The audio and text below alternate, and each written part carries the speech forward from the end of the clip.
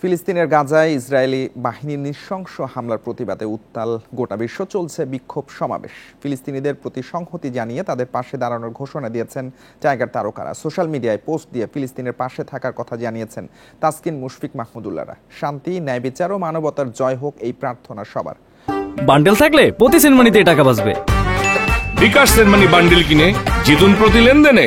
12 April Shahbag থেকে মানিক মিয়া এভিনিউয়ে March for Gaza কর্মসূচিতে যোগ দেওয়ার আহ্বান জানিয়েছেন মাহমুদুল্লাহ।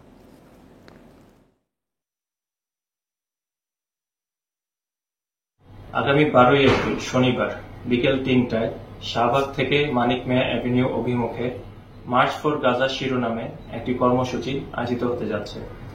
আসুন আমরা সবাই মিলে সর্বস্তরের মানুষ এই বিক্ষোভ মিছিলে অংশগ্রহণ করি এবং ফিলিস্তিনবাসীর প্রতি আমাদের পূর্ণ সমর্থন পুরো বিশ্বকে জানিয়ে দিই।